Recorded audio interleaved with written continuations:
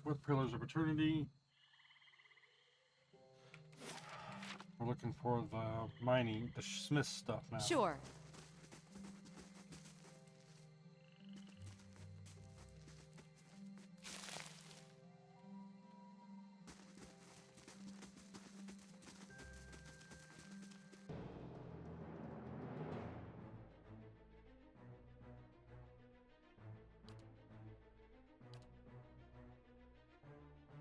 Eh?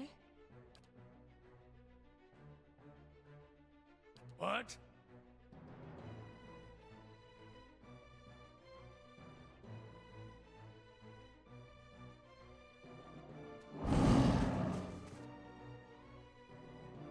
Aye?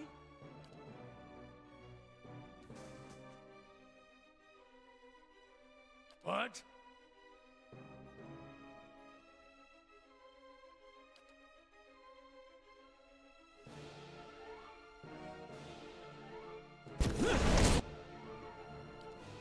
That's it!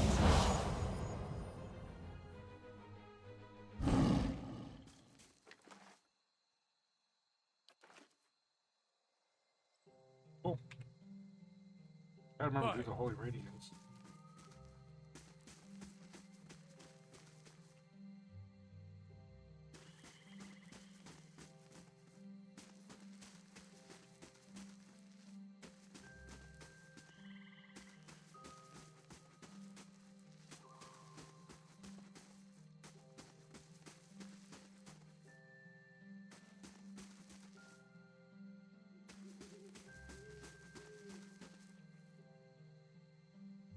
Feel my scatter between the beast's teeth.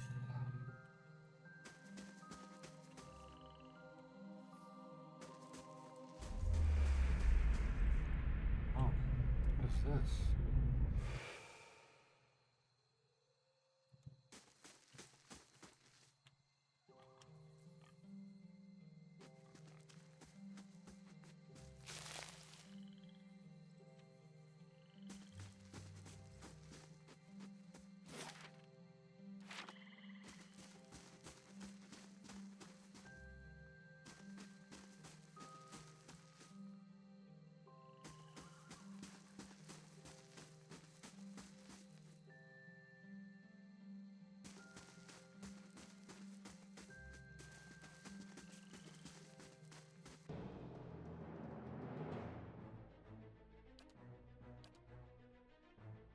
Eh? What?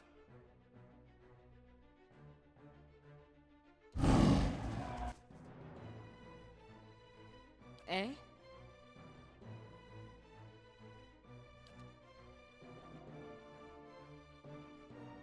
Hmm? Yes?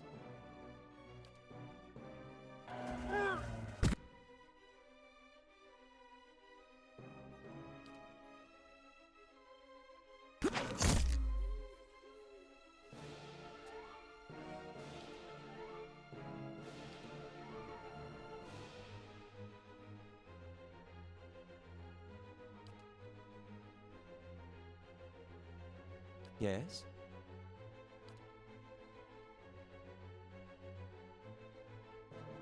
What? Work and rock.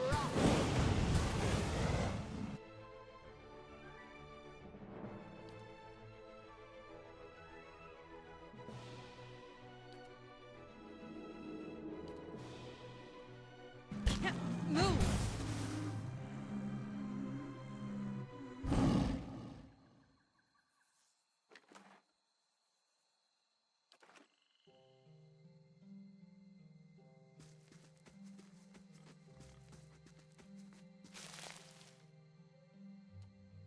Sure.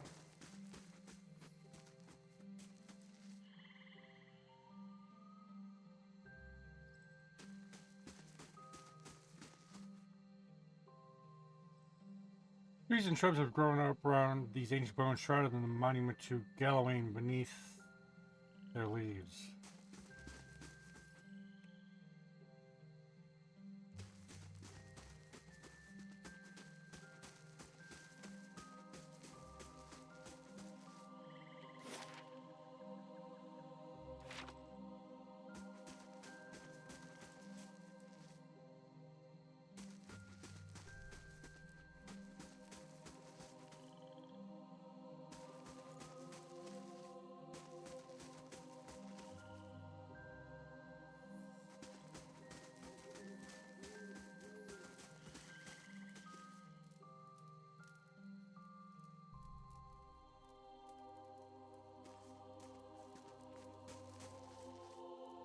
What?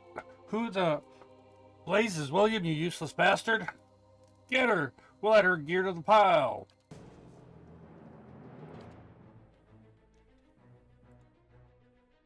Eh?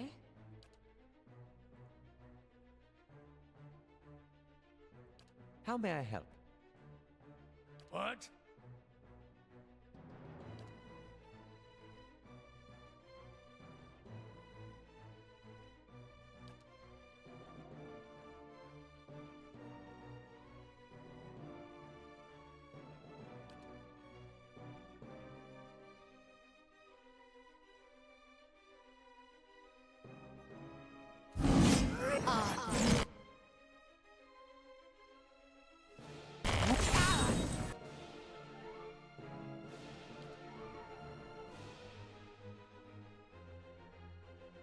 How may I help?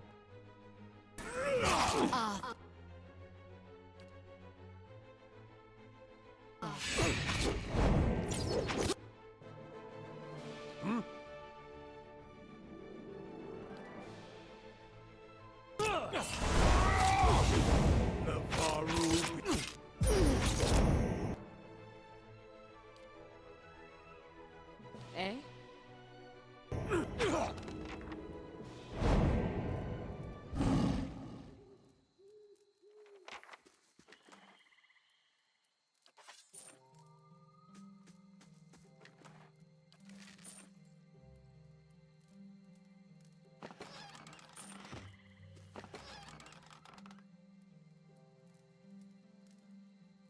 Need you to deliver a haul for Kern to sell. He will not speak to you unless you know the words Ye nigh beyond Eldifion.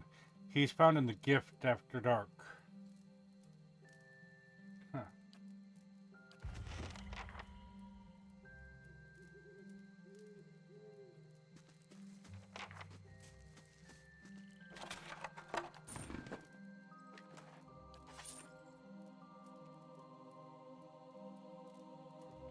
Someone carved the initials TRS into the log. Got it.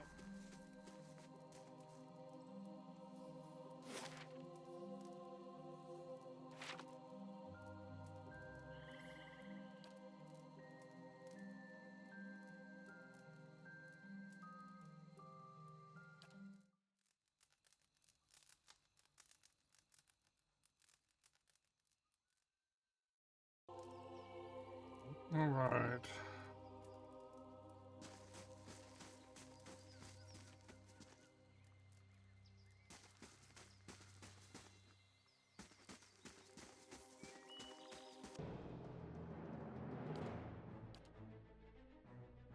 Yeah.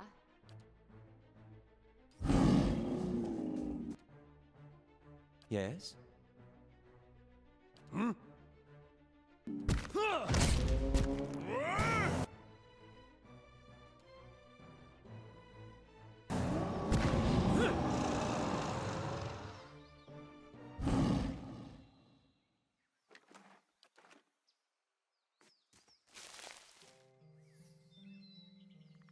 Sure.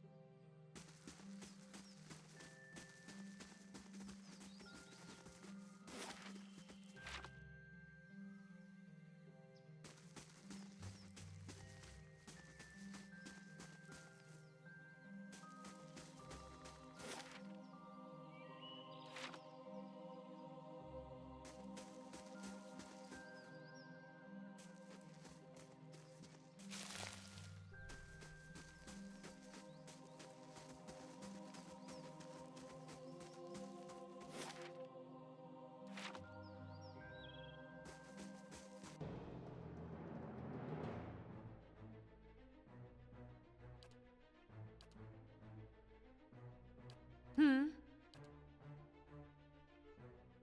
Yes? What?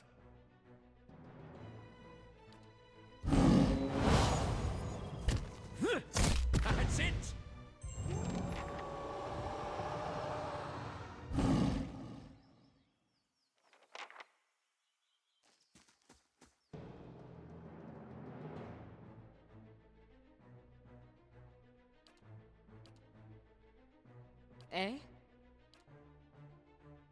How may I help? What? Fine.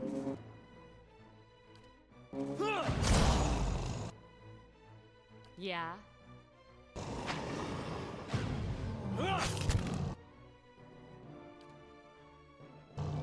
That's it!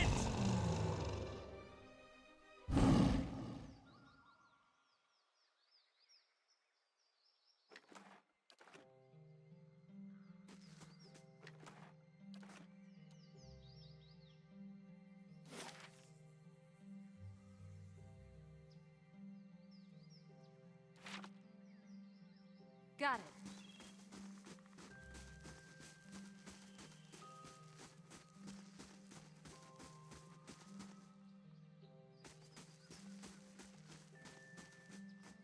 Bones feels hard as stone yet surprisingly light.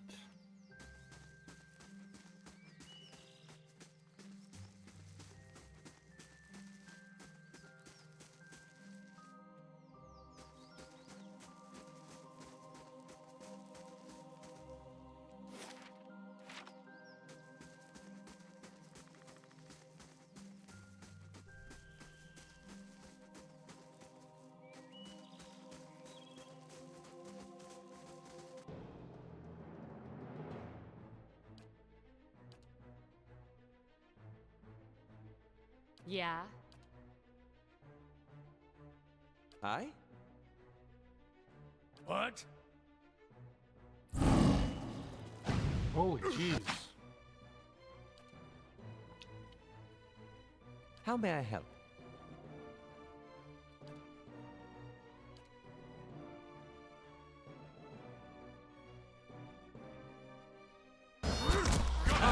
Worth and rough!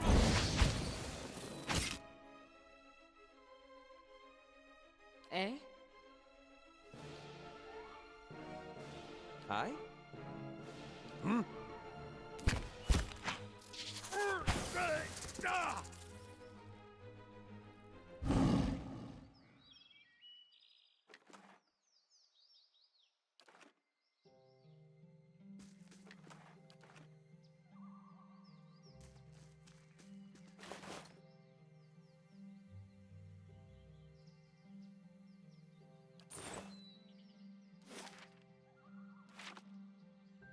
You can trust me.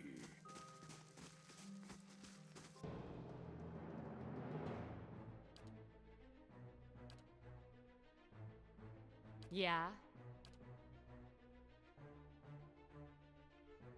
Yes? What?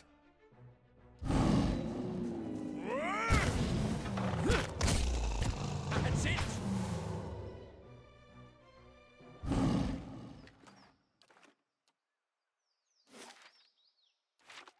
Sure.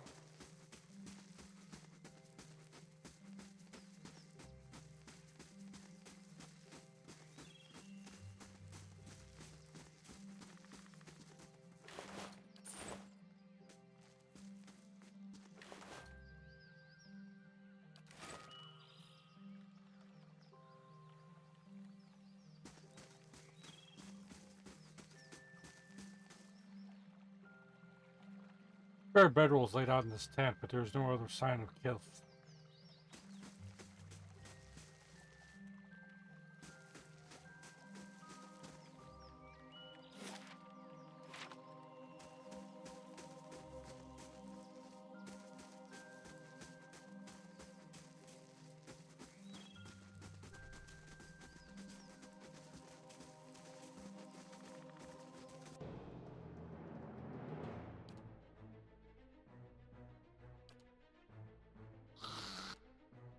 Hmm?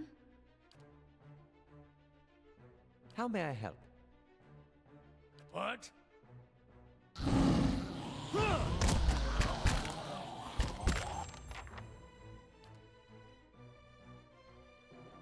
Eh? I?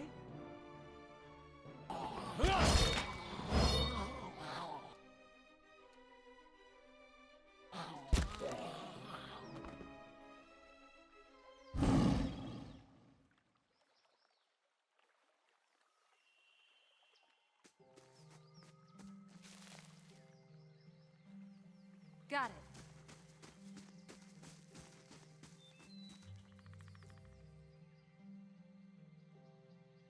The overturned cart bristles with crossbow bolts. Bloodstains darken the cracked wooden slats.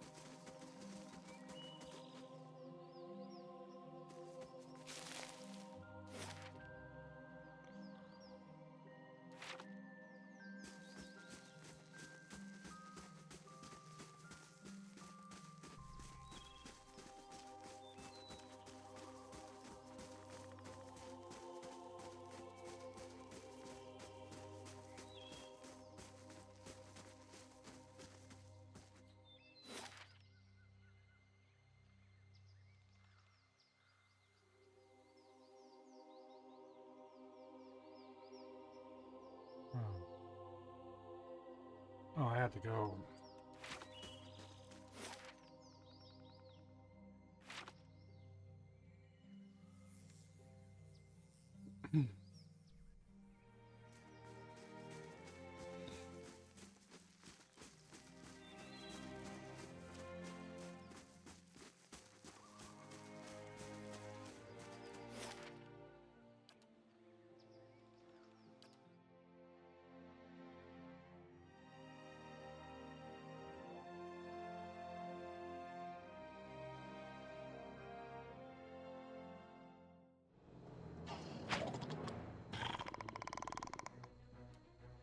Let's go!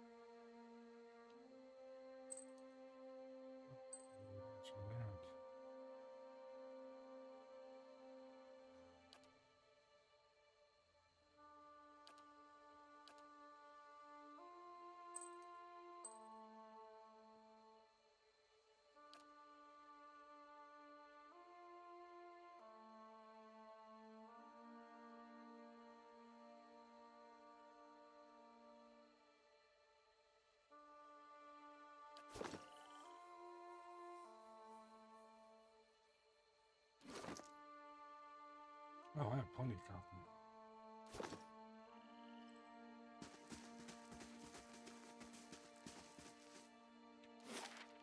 Here I am looking for a lady.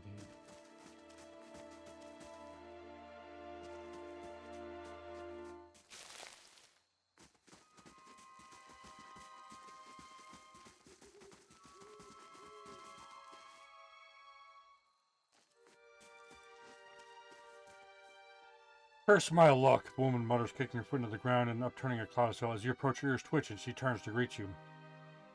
Hail, traveler, she says with a half-hearted hand wave. The bridge to Defiance Bay is out. If that's where you're headed, you'll need to find another route. What destroyed the bridge? The river has been rising on account of all the storms. Here, where the river narrows, the flooding did most of the damage. The old woman folds her arms, a scowl overtaking her face. Guess they don't make things to last around here, do they? One of the stone columns collapsed in a flash flood, taking the whole middle section of the bridge out to sea.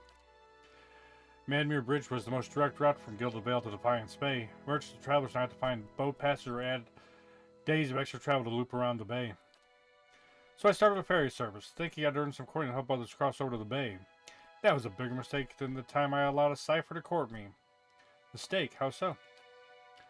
I had been attempting to turn a quick copper, but just my luck to blast the currents through my ferry into the rocks, dashed it and all my profits to pieces.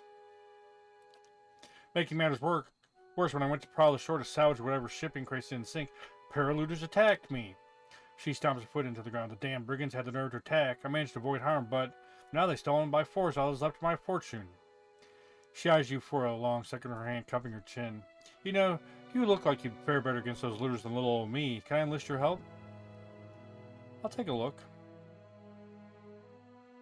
Thank you. I'm sure those thugs have made a mess of my stock. Maybe there's something there to be saved. So how do I get to Defiance Bay? With the bridge destroyed, the best course of action would be following the river north. You'll be able to cross farther upstream, but you've got a long walk ahead of you. But can you behave for 1 second?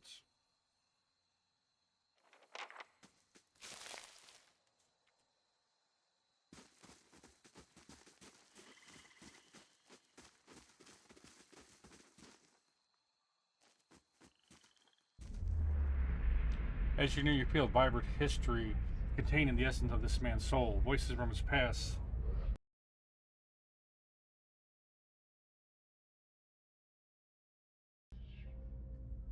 Check. Okay. My cat likes to lay against my freaking USB hub and unplug my damn... Okay. Reach out for the soul. You see the interior of a small, dark shop. The shelves are covered with a variety of goods. Some commonplace, others a little more exotic variety. The man wanders the shelves of the shop, smiling and fondly touching the items. He maneuvers through the aisles, the only person in the shop. He stops in front of a large display, showing the model of a large worm, a plaque in front of it detailing information about its natural habitat, food preference, mating rituals. He moves on, wandering from display to display, stopping each one to take it in. He looks out the window in front of the shop and sees the sun has broken the building line. People are wandering the market, stopping into shops, loitering in stalls, looking for a bargain. Standing before the front door, the man turns back to the shop and smiles again. He then unlocks the door and pushes it open, letting in the sounds of the market.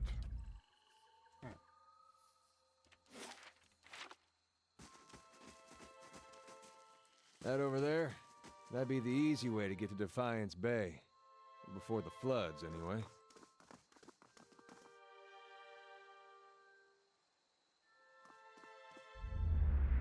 As you knew, you feel vibrant history. You see a battlefield covered with bodies. There is death everywhere, the sound of metal on metal ringing over the gore-stained ground. The cries of the wounded fill the air, occasionally masked by the death knell of another casualty. This man is running, but from what you cannot see.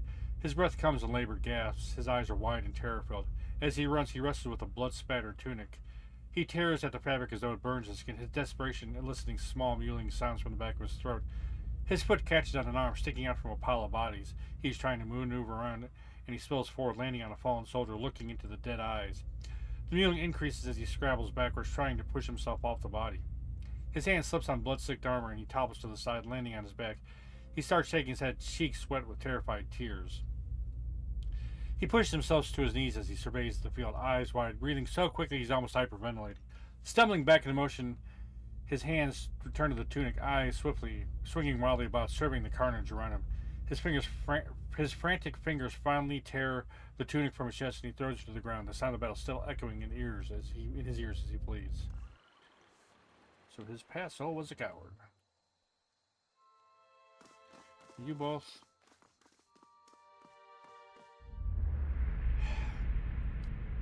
You see two figures, a human and an Amua, standing in front of this man. The human just stands there fuming while the Amwa is yelling red-faced with fury. He's leaning forward, a stream of profane imagery flying from his mouth, his face rapidly turning purple. The man stands straight in the face of the onslaught, unmoving, a bemused smile on his face. He holds a rapier nonchalantly by his portly flank, point down, but his hand is tightly gripping the handle, his knuckles white. The Amoa stops yelling, pausing only long enough to take a breath, intent on immediately starting again. The man holds up his left hand and begins to speak during the brief silence, trying to defuse the situation, cut off continued abuse. The Amoa makes a grunting noise and pokes the man on the breastbone to stop him from speaking, leaving the finger against his chest for emphasis.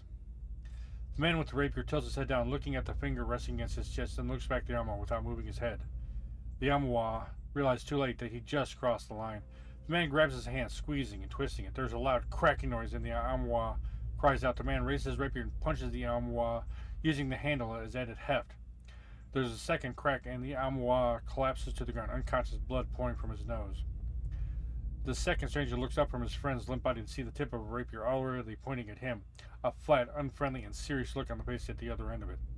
He raises his hands and feet and backs away, turning to run when he is far enough away to ensure he won't be caught. The man turns to leave, with the smile slowly returning to his face.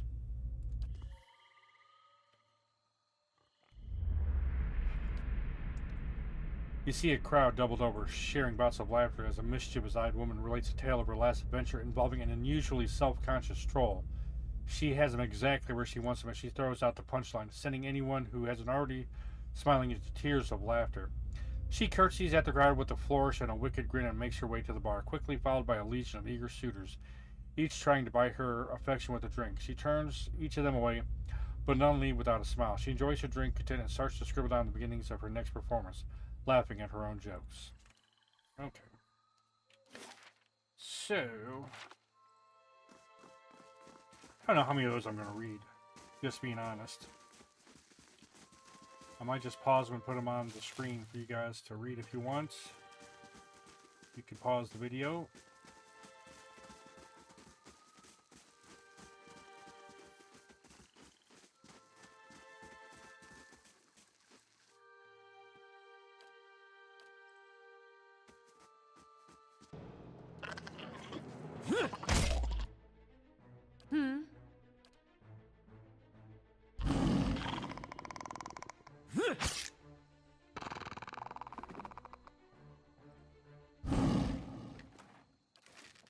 No problem.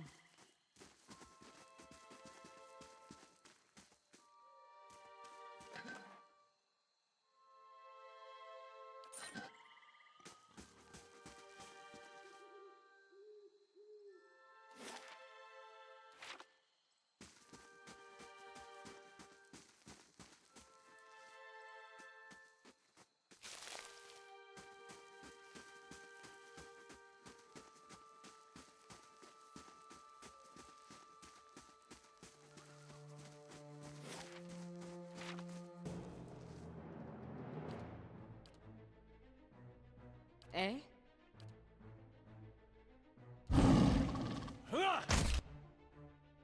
Yes?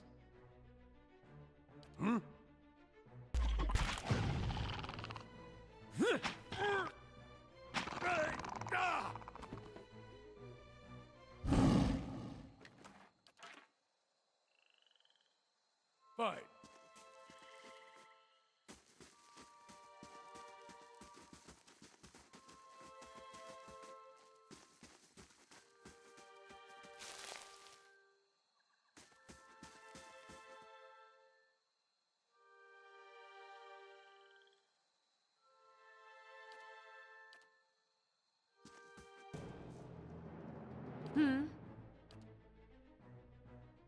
I?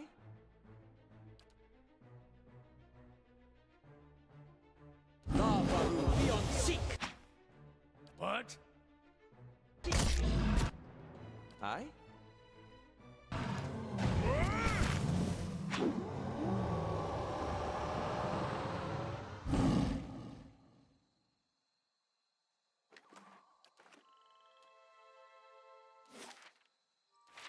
Sure.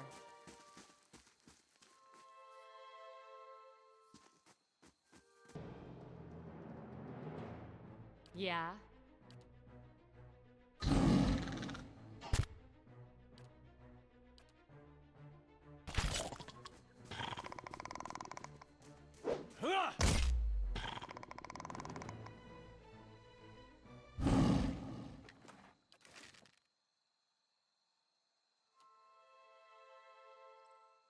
Maggots squirm amidst the deer's entrails. Well, No that's problem. lovely.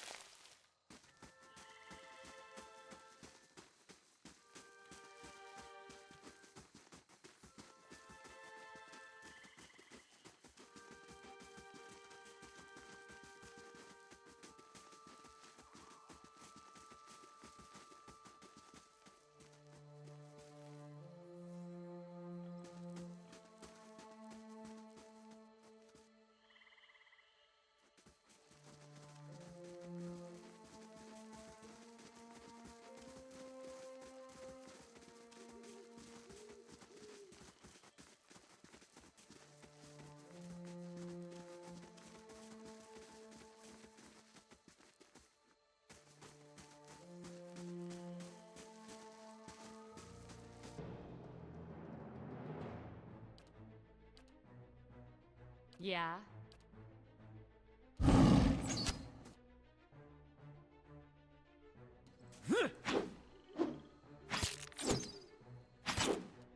Yes? What?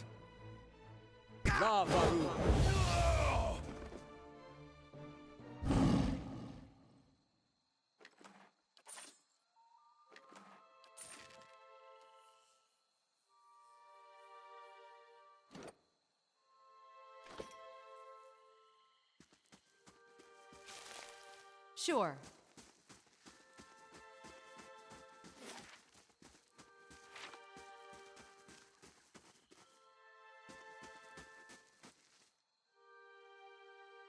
Gathered around the soggy timbers of her ship wreckage, men and women picked through the driftwood, snatching muddy silver, moldy clothes, ship pottery, anything they could spot among the detritus. All eyes turned to you as you approach.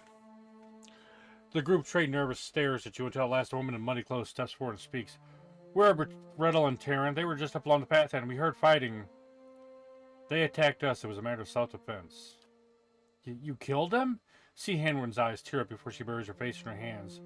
The men and women around her take a step back, eyeing you cautiously. You speak of self-defense, but we were defending ourselves from the storm. The floods took our entire farm. We have nothing left. Nothing. No food, no roof, and now I don't even have my cousins. We don't want to fight you. We have lost enough already. Please, just leave us. I came here investigating some missing cargo. We mistook your cousins for looters. Looting, but this is a wreck. What value does it have? The men and women all turn over their face, frightened word. Please, we need these supplies dearly. The storm took everything from us. It's not our real desire to steal it, but we are destitute. Should we let these wares sink in the bottom of the river?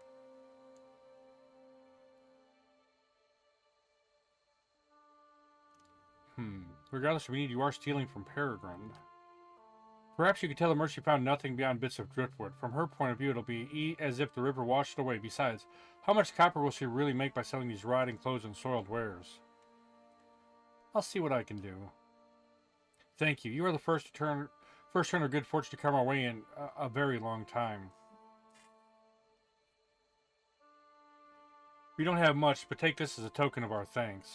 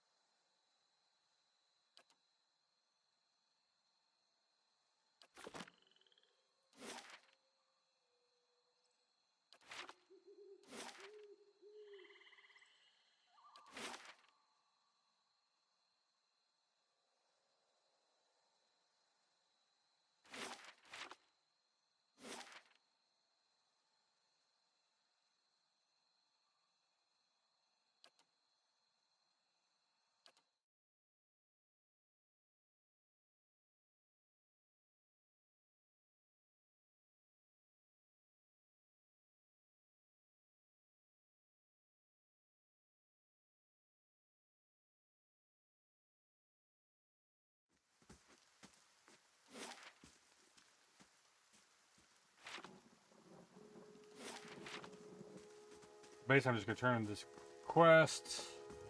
Head back to just outside Cade Noir. And then we'll take care of Roderick.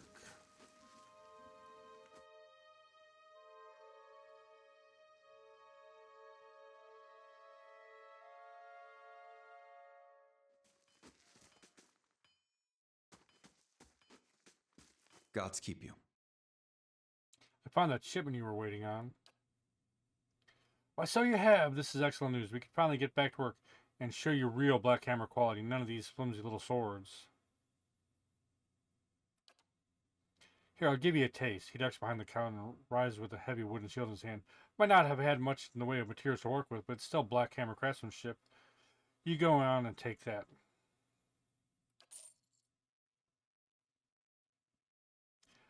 And here's some coins for your trouble, too. Did you find anyone with the wagon? Bandits overtook the wagon. I doubt your people survived. Poor fools. I always told them they ought to hire some guards instead of palming the extra coins. I'll have to hire on more hands. Don't suppose you want to settle in Gilded Vale? Try some delivery work? He smiles thinly. You have my thanks for your assistance, friend. Give me some time to work the fortune. I'll have your pick of the next run of weapons.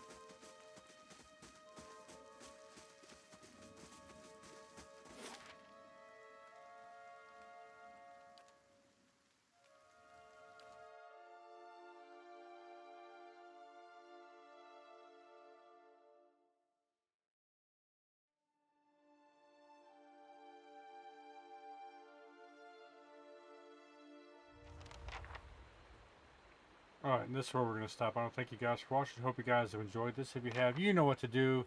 Leave a like, drop a comment, subscribe, all that good stuff. It means a lot, helps you on growing. I really do appreciate it. Until next time, love you guys. Y'all are the best. See you soon. Take care, and I'll talk to you later.